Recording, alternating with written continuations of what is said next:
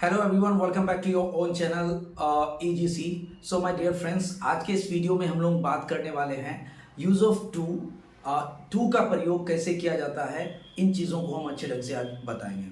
आप में से बहुत सारे ऐसे भी होंगे जिनको टू का प्रयोग करना नहीं आता है, या फिर आप लोग में से ऐसे बहुत सारे होंगे जिनको टू को लेकर काफ़ी ज़्यादा कन्फ्यूज़न है, बहुत ज़्यादा क्वेश्चंस हैं। तो मैं इन सारे क्वेश्चंस का आंसर देने की कोशिश करूंगा और इनको कैसे यूज एक्चुअल में किया जाता है उनको भी मैं बताऊंगा। इसलिए आप इस वीडियो के अंत तक बने रहें, तब तक मैं आपको पूरी वीडियो बता दूंगा। ज़्यादा लॉन्ग नहीं होने वाली है वीडियो, शॉर्ट ही होने वाला है, बट मैं कोशिश करूंगा बहुत ही कम टाइम में ज़्यादा बताने की। तो देखिए, सबसे पहले हम लोगों को जानना है कि टू का अर्थ क्या होता है और टू को कहाँ पे इस्तेमाल किया जाता है। तो टू को जानने के लिए हम जानते हैं कि टू का जो अर्थ होता है, जो टू का मीनिंग होता है, जिसका मतलब होता है भी, राइट। टू का मतलब होता है भी, और ये हमेशा नाउन और प्रोनाउन के लिए ये होता है, सूटेबल होता है। यानी जब भी किसी नाउन या प्रोनाउन के साथ भी अर्थ देता है तो हम टू का प्रयोग करते हैं। जैसे एक एग्जाम्पल हम आपको देंगे, जैसे मैं भी, तो यहाँ पे मैं के साथ भी लगा हुआ है और मैं आपका प्रोनाउन है, इसलिए यहाँ पे हम इस्तेमाल कर सकते हैं आई टू। नेक्स्ट लेते हैं, किसी नाउन के साथ लेके एग्जांपल देते हैं, जैसे राम भी।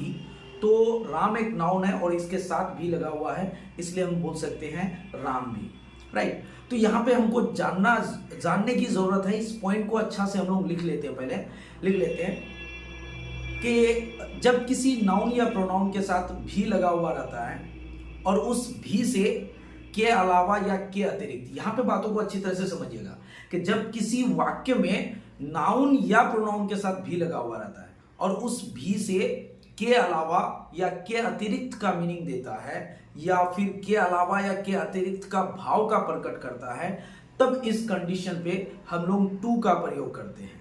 और यहां पे आपको याद रखने वाली बात यह है कि जिस भी नाउन या प्रोनाउन के साथ भी लगा हुआ रहेगा, उसी नाउन या प्रोनाउन के जस्ट बाद टू का प्रयोग किया जाएगा। जैसे मैंने आपको बताया कि राम भी, तो राम के साथ भी लगा हुआ है, नाउन के साथ भी लगा हुआ है, इसलिए नाउन के जस्ट बाद आप लोगों को टू लगाना है। नेक्स्ट लेते हैं, जैसे मैं भी, तो यहां पे प्रोनाउन के साथ भी लगा हुआ है, इसलिए मैं के जस्ट बाद आप लोगों को टू लगाना है। ये चीजें आप लोग याद रखिएगा। तो यहाँ पे एक पॉइंट में लिखा देता हूं, आप लोग नोट कर लीजिएगा कि जब किसी वाक्य में नाउन या प्रोनाउन के साथ भी लगा हुआ रहता है और उस भी से के अलावा या के अतिरिक्त का अर्थ देता है, तो जिस वाक्य में जिस नाउन या प्रोनाउन के साथ भी लगा हुआ रहेगा, उसी वाक्य में उसी नाउन या प्रोनाउन के जस्ट बाद टू का प्रयोग किया जाएगा। जैसे मैं भी, तो आई टू, वेलोंग भी, दे टू, मिठाइयां भी, तो स्वीट्स टू, और इस तरह के सेंटेंस आप लोग ले सकते हैं। जैसे कुछ एग्जांपल्स हम लोग सेंटेंस के माध्यम से लेते हैं, जैसे मैंने मिठाइयां भी खाई। इस वाक्य में आप देख पा रहे होंगे कि भी शब्द जो है मिठाई के साथ ऐड किया हुआ है और मिठाई नाउन है, इसलिए ये वाक्य में जहां पे भी स्वीट्स आएगा उसके जस्ट बाद टू लगाया जाएगा। जैसे कि मैंने मिठाइयां भी खाई, तो क्या होगा, आई एट स्वीट्स टू, क्योंकि स्वीट्स के बाद भी है, इसलिए मैंने इस्तेमाल करा स्वीट्स टू। दूसरा एग्जांपल लेते हैं कि मैं भी वहां गया, तो यहां पे मैं के जस्ट बाद भी है, तो इसको हम लोग बोलेंगे आई टू वेंट देयर। नेक्स्ट और एग्जांपल ले सकते हैं, क्या राम भी आ सकता है, तो क्या होगा यहां पे, can ram to come. Okay, तो इस तरह के सेंटेंस आप लोग बनाइएगा। यहां पे और एक पॉइंट की बात याद रखिएगा कि जब किसी वाक्य में टू शब्द जो है, ये जो टू वर्ड है, ये टू अगर वाक्य के बीच में आए तो याद रहे टू के पहले और टू के बाद में कोमा का प्रयोग किया जाता है। जैसे एक एग्जांपल लेते हैं, जैसे मैं भी वहां गया, तो इस वाक्य में मैं के साथ भी है, तो यहां पे होगा आई टू वेंट देयर। लेकिन क्योंकि टू का प्रयोग यहां पे बीच में आया है, इसलिए इनके दोनों तरफ कोमा का प्रयोग किया जाएगा। और एक एग्जांपल ले सकते हैं, क्या राम भी यहां आ सकता है, तो can ram to come here. यहां पे आप देख पा रहे हो कि टू का प्रयोग वाक्य के बीच में किया गया है, इसलिए यहां पे भी हम लोग दोनों तरफ कोमा का प्रयोग करते हैं।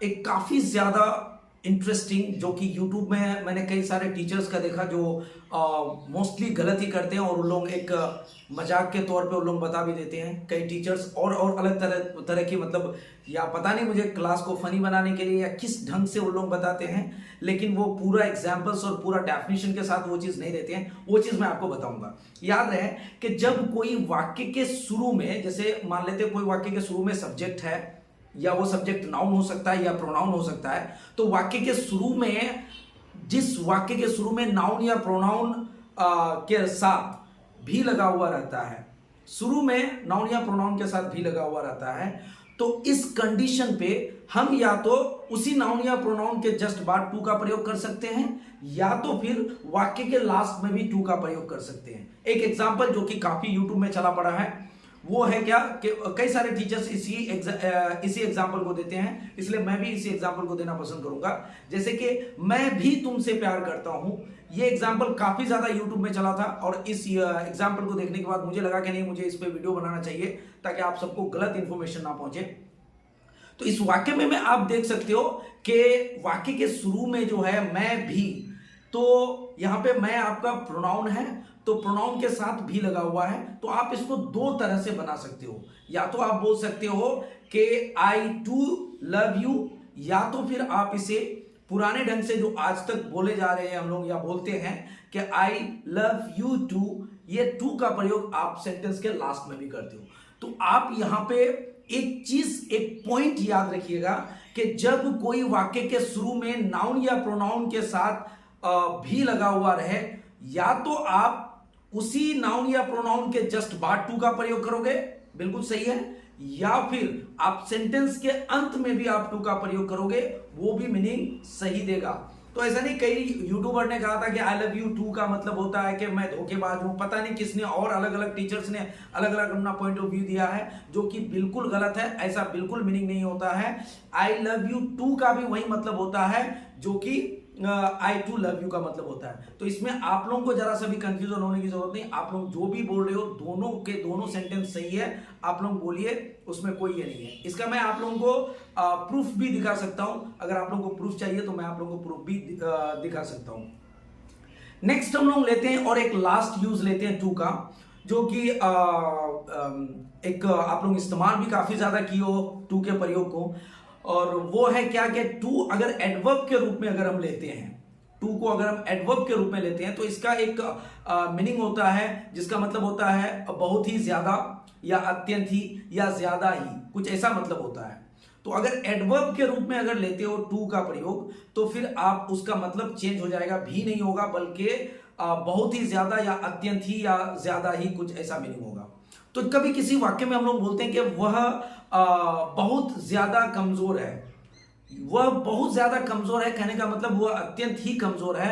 तो यहां पे हम टू को एडवर्ब के रूप में ले सकते हैं, और एडवर्ब को आप लोग अच्छी तरह से जानते हैं कि एडवर्ब क्या होता है, जो कि एडवर्ब का जो जब भी प्रयोग होता है वो बेसिकली इसके एडजेक्टिव के पहले आते हैं। तो यहाँ पे वह बहुत ही ज्यादा या अत्यंत ही ज्यादा कमजोर है, तो यहां हम लोग बोल सकते हैं ही इज टू वीक।